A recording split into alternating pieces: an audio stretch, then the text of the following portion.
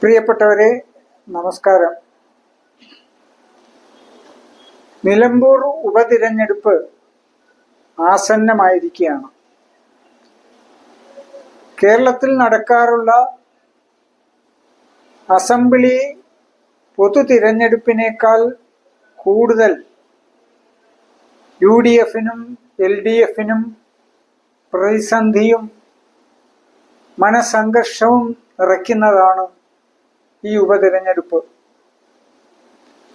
അതിലേക്ക് വഴിവെച്ചിട്ടുള്ള കാരണങ്ങൾ പലതാണെങ്കിലും പ്രധാനമായി എടുത്തു പറയേണ്ടത് അവിടെ നിന്നും രാജിവെച്ച് പിന്മാറിയ PV അൻവർ എന്ന വ്യക്തി തന്നെയാണ്. അദ്ദേഹം വളരെ എനർജറ്റിക്കാണ്.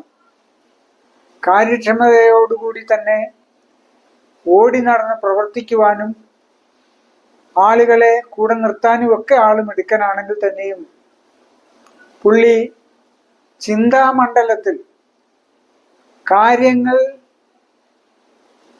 ബൗദ്ധികമായി രൂപപ്പെടുത്തുന്ന കാര്യത്തിൽ വളരെ പിന്നോക്കം നിൽക്കുന്ന ഒരു രാഷ്ട്രീയ പ്രവർത്തകനാണ്.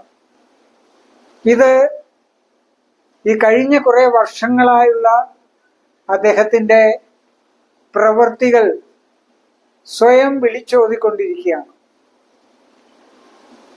ഇടതുപക്ഷത്തിന്റെ തണലിൽ 1-2 തവണ ഇലക്ഷൻ ജയിക്കുകയും അതുപോലെ തന്നെ അധികാരത്തിന്റെ ശീതള ഛായയിൽ കഴിയുകയും ഒക്കെ ചെയ്തയാളാണ്. അന്ന് തന്നോടൊപ്പം കൂട്ടാൻ കഴിഞ്ഞ കുറെ ആളുകൾ അവര് മനഃപൂർവമോ അല്ലാതെയോ ഇദ്ദേഹത്തോട് പ്രകടിപ്പിച്ചിട്ടുള്ള ആ വിധേയത്വം, എന്തിനും തയ്യാറായി ഏത് സാഹചര്യത്തിലും കൂടെ നിൽക്കും എന്നുള്ള ഒരു തോന്നൽ അദ്ദേഹത്തെ ചിന്താപരമായി വളരെ കൂടുതൽ പിറകോട്ടടിച്ചിട്ടുണ്ട് എന്ന് പറയാതിരിക്കാൻ വയ്യ. അതിൽ ഏറ്റവും കൂടുതൽ പങ്ക് വഹിച്ചിട്ടുള്ളത് നമ്മുടെ മാധ്യമങ്ങളാണ്.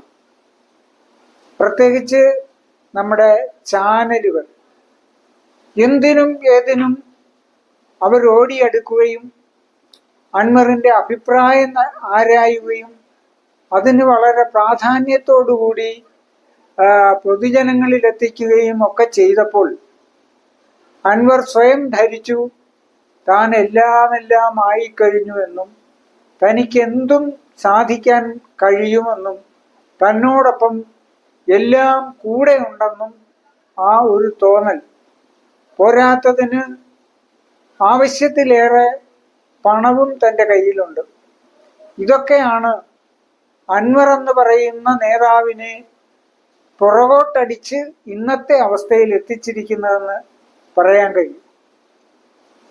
അദ്ദേഹം ഏറ്റുമുട്ടിയത് നിസാരക്കാരനോടല്ല, ശക്തനായ ഒരു രാഷ്ട്രീയക്കാരൻ ആണ് പിണറായി വിജയൻ. അദ്ദേഹത്തോട് മല്ലിട്ടാണ് അൻവർ ഇതിനൊക്കെ തുടക്കം കുറിച്ചത്. പിണറായിസം അവസാനിപ്പിക്കുക എന്നതാണ് തൻ്റെ ലക്ഷ്യമെന്ന് എപ്പോഴും പറഞ്ഞുകൊണ്ടിരിക്കുന്ന അൻവർ, എന്നാൽ അതിന് തക്ക ഒരു സാഹചര്യം മനസ്സിലാക്കുവാനോ അതിന് തക്ക തരത്തിൽ ഭാവിയെ കരുപിടിപ്പിക്കുവാനോ ഒരുപാട് പിറകോട്ട് പോയി എന്നതാണ് യാഥാർത്ഥ്യം. ഈ കുറച്ചാളുകളുടെ അമിതമായ വിധേയത്വം കണ്ടപ്പോൾ, അമിതമായ നടുകുനിക്കൽ കണ്ടപ്പോൾ അൻവർ സ്വയം ധരിച്ചുപോയി താൻ എല്ലാമാണ്, തനിക്ക് എന്തിനേയും നേരിടാൻ കഴിയും. പോരാത്തതിന് സ്വന്തം രാഷ്ട്രീയ പാർട്ടിയിലെ നേതാക്കന്മാർ പോലും പഞ്ചപുച്ഛമടക്കി നിൽക്കുന്ന പിണറായിയെ പോലും വെല്ലുവിളിച്ചുകൊണ്ട് തനിക്ക് മുന്നേറാൻ കഴിയുന്നത് ആ ശക്തിയുടെ എല്ലാം പിന്നിലാണ് എന്ന് ഇയാൾ സ്വയം ധരിച്ചുപോയി. സത്യത്തിൽ പിണറായിയും അതുപോലെ തന്നെ മാർക്സിസ്റ്റ് പാർട്ടിയും ചെയ്തത്, ഇയാൾ എത്രത്തോളം പോകുന്നെങ്കിൽ പോകട്ടെ, അവിടെ ചെന്ന് ഇയാൾ തലയും കുത്തി വീഴും എന്ന ഒരു മുൻവിധിയുടെ പുറത്താണ് അവര് ഇതിനെയെല്ലാം നിശബ്ദമായി നോക്കിക്കണ്ടത് എന്ന് വേണം കരുതുവാൻ. ഇയാൾക്കറിയാം, കേരളത്തിൽ LDF വിട്ടുകഴിഞ്ഞാൽ പിന്നെ നിലനിൽപ്പിനുള്ള ഒരു മേഖല UDF മാത്രമാണെന്ന്. അപ്പോൾ അവിടെ നിലയുറപ്പിക്കുകയും അവിടെ തന്റെ സ്ഥാനം ശക്തിപ്പെടുത്തുകയും ചെയ്യുകയല്ലാതെ ഓടി നടക്കുകയാണ് ചെയ്തത്. DMKയുടെ പക്ഷത്തേക്കും അതുപോലെ തന്നെ ഇപ്പോൾ തൃണമൂൽ കോൺഗ്രസിന്റെ പക്ഷത്തേക്കും ഒക്കെ പോയത് അതുകൊണ്ടാണ്. പക്ഷേ അയാൾ MLA സ്ഥാനം രാജിവെച്ച് ഇടതുപക്ഷത്തോടുള്ള ഒരു വെല്ലുവിളി ഏറ്റെടുത്ത സ്ഥിതിക്ക് അയാൾ UDFൽ ഉറച്ചു നിരുന്നെങ്കിൽ അയാൾക്ക് തീർച്ചയായും അതിൻ്റെതായ ഒരു സ്ഥാനവും അംഗീകാരവും ജനങ്ങളുടെ ഇടയിലുള്ള ഒരു ധാരണ, അത് ശരിയായ ധാരണയായിക്കോട്ടെ മിഥ്യാധാരണയായിക്കോട്ടെ, താൻ വലിയ ആളാണെന്നുള്ള ആ ധാരണ ഒരു പരിധിവരെ ഇയാൾക്ക് നിലനിർത്തി കൊണ്ടുപോകുവാൻ കഴിയുകയും ചെയ്യുമായിരുന്നു. പക്ഷെ അത് ഊതി വീർപ്പിച്ച ഒരു ബലൂണാണെന്ന് അയാൾ സ്വയം തെളിയിക്കുകയായിരുന്നു പാലക്കാട്ടെയും ചേലക്കരയിലെയും ഉപതിരഞ്ഞെടുപ്പുകളിലൂടെ അയാൾ കാണിച്ചു വെച്ചത്. പാലക്കാട്ട് സ്ഥാനാർത്ഥിയെ നിർത്താൻ പോകുന്നു എന്നൊക്കെ വീമ്പിളക്കിയെങ്കിൽ തന്നെയും അവസാന നിമിഷം അതിൽ നിന്നും അയാൾ പിന്മാറി. പക്ഷെ ചേലക്കരയിൽ അയാൾ എല്ലാ UDF ഒത്തുതീർപ്പുകളെയും അവഗണിച്ചുകൊണ്ട് ഒരു കോൺഗ്രസ്സുകാരനായിരുന്ന സുധീറിനെ തന്നെ അവിടെ സ്ഥാനാർത്ഥിയാക്കുകയും ആ സ്ഥാനാർത്ഥി കേവലം 3000 വോട്ട് കൊണ്ട് തൃപ്തിപ്പെടുകയും ചെയ്യേണ്ട ഒരവസ്ഥയുണ്ടായി.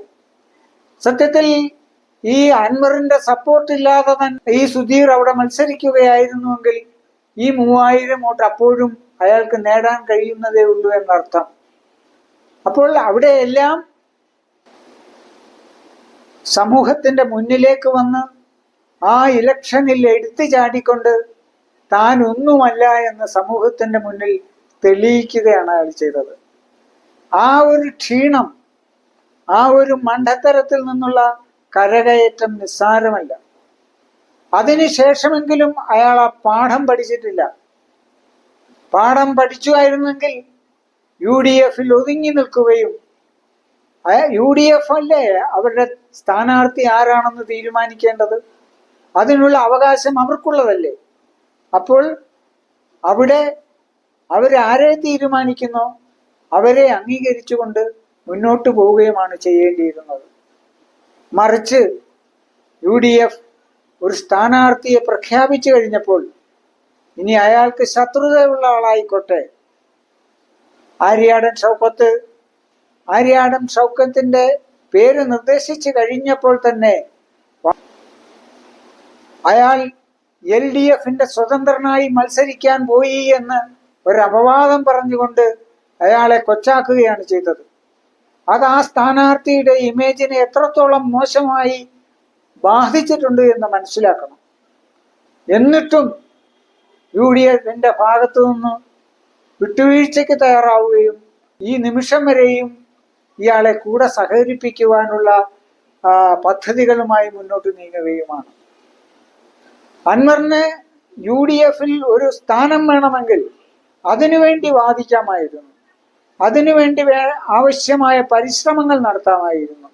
അതിനപ്പുറത്തേക്ക് പോയിക്കൊണ്ട് ഈ സ്ഥാനാർത്ഥിയെ നിർണയിച്ച കാര്യത്തിൽ കയറി ഇടപെടുകയും അതിൽ ആവശ്യമില്ലാത്ത വിവാദങ്ങൾ സൃഷ്ടിക്കുകയുമാണ് ചെയ്തത്. അതുണ്ടാക്കിയിരിക്കുന്ന ഡാമേജ് UDFനും ചെറുതല്ല, അതുപോലെ തന്നെ ഈ അൻവറിനും വളരെ ദോഷം ചെയ്യുന്ന തരത്തിലാണ്. അൻവർ ഒന്ന് മനസ്സിലാക്കണം, UDF നിങ്ങളെ അവിടെ അക്കോമഡേറ്റ് ചെയ്യുന്നില്ലെങ്കിൽ ഇനി എന്താണ് നിങ്ങൾക്ക് ഈ കേരള രാഷ്ട്രീയത്തിലുള്ള സ്ഥാനം എന്ന് മനസ്സിലാക്കണം. നിങ്ങൾ ഒറ്റയ്ക്ക് നിന്ന് മത്സരിച്ചാൽ നാമമാത്രമായ വോട്ടുകൾ നേടിക്കൊണ്ട് നിങ്ങൾ വീണ്ടും ജനങ്ങളുടെ മുൻപിൽ അവഹേളന കഥാപാത്രമായി മാറാം എന്നതിനപ്പുറത്ത് ഒന്നുമില്ല എന്നുള്ളതാണ്. അതുകൊണ്ട് ഇനിയെങ്കിലും നിങ്ങൾ നിങ്ങളുടെ മസിൽ പവർ കാണിക്കുന്നത് പോലെ നിങ്ങളുടെ ബ്രെയിനിന്റെ പവർ നിങ്ങൾ നന്നായി കാണിക്കുവാൻ ശ്രമിക്കുക. നിങ്ങൾ ചിന്തിക്കുക, ബുദ്ധിപരമായി മുന്നോട്ട് നീങ്ങാനുള്ള പ്രവർത്തനം നടത്തുക. നിങ്ങൾ കാണുന്ന ഭൂമിക നിലമ്പൂർ മാത്രമാണ്. നിങ്ങൾ കാണുന്ന രാഷ്ട്രീയം നിലമ്പൂർ രാഷ്ട്രീയം മാത്രമാണ്. പക്ഷെ അൻവർ, നിങ്ങൾ മനസ്സിലാക്കണം, നിങ്ങൾ കാണേണ്ടത് കേരളത്തിന്റെ രാഷ്ട്രീയമാണ്, കേരളത്തിന്റെ ഭാവിയാണ്. നിങ്ങളായിത്തീരേണ്ടത് കേരളത്തിലെ ഒരു രാഷ്ട്രീയ നേതാവാണ്. അവിടെ നിങ്ങൾ നിൽക്കുന്ന ഒരു സ്ഥലം മാത്രമാണ് നിലമ്പൂർ എന്ന് മനസ്സിലാക്കുക. അതുകൊണ്ട് ആ ലക്ഷ്യം വെച്ച് നിങ്ങൾക്ക് പ്രവർത്തിക്കണമെങ്കിൽ നിങ്ങൾ എവിടെയെങ്കിലും അടിയുറച്ച് നിന്നെങ്കിൽ മാത്രമേ പറ്റുള്ളൂ. പ്രത്യേകിച്ച് ഇപ്പോൾ കോംപ്രമൈസിന് തയ്യാറാകേണ്ടത് UDF അല്ല, മറിച്ച് അൻവർ തന്നെയാണ്. കാരണം അൻവർ ശൂന്യതയിലാണ് നിൽക്കുന്നത്. UDF കൈവിട്ടാൽ നിങ്ങൾക്ക് LDFിലേക്ക് പോകാവുന്ന ഒരു സാഹചര്യവും ഇപ്പോഴില്ല, അവർ ഒട്ടും സ്വീകരിക്കുകയുമില്ല. അപ്പോൾ നിങ്ങൾ ചുവടുറപ്പിക്കേണ്ടത് UDFിൽ തന്നെയാണ്. അവിടെ നിങ്ങൾ ഓരോ ദിവസവും പുലരുന്നത് നിങ്ങളുടെ വാർത്താ സമ്മേളനം കൊണ്ട് അതിലെ നേതാക്കളെ മാറി മാറി മാറി കൊച്ചാക്കുവാനും അവഹേളിക്കുവാനും വേണ്ടി മാത്രം ആക്കിയാൽ നിങ്ങൾക്കൊരു കാരണവശാലും അവിടെ നിലനിൽപ്പുണ്ടാവില്ല, നിങ്ങളെ അവർ ഉൾക്കൊള്ളുകയുമില്ല. തീർച്ചയായും നിങ്ങളുടെ സമ്മർദ്ദ തന്ത്രങ്ങൾക്കൊന്നും ഇനി UDF തയ്യാറാവില്ല എന്നുള്ളത് വ്യക്തമായി കഴിഞ്ഞു. അരി ആഹാരം കഴിക്കുന്ന ഏതൊരാൾക്കും അത് പെട്ടെന്ന് മനസ്സിലാകുന്ന കാര്യമാണ്. അതുകൊണ്ട് നിങ്ങൾ ആ സാഹചര്യം മനസ്സിലാക്കി ബുദ്ധിപൂർവം പെരുമാറുക. ബുദ്ധിപൂർവം അവരോടൊപ്പം ചേർന്ന് നിന്നുകൊണ്ട് UDF പ്രഖ്യാപിച്ച സ്ഥാനാർത്ഥി ആരായിരുന്നാലും അവർക്ക് വേണ്ടി ആത്മാർത്ഥമായി പ്രവർത്തിക്കുക. അവരെ മഹാഭൂരിപക്ഷത്തോടുകൂടി ജയിപ്പിക്കുവാൻ വേണ്ടത് ചെയ്യുക. അതുമാത്രമാണ് ഈ കേരള സമൂഹത്തിന്റെ മുന്നിൽ നിങ്ങൾക്ക് കാണിക്കുവാനുള്ള നിങ്ങളുടെ ഏറ്റവും വലിയ വിജയത്തിന്റെ വഴി എന്ന് മാത്രം മനസ്സിലാക്കി പെരുമാറുക. നിങ്ങൾക്ക് സദ്ബുദ്ധി തോന്നട്ടെ എന്ന് മാത്രം ആശംസിച്ചുകൊണ്ട് നിർത്തുന്നു. നന്ദി, നമസ്കാരം.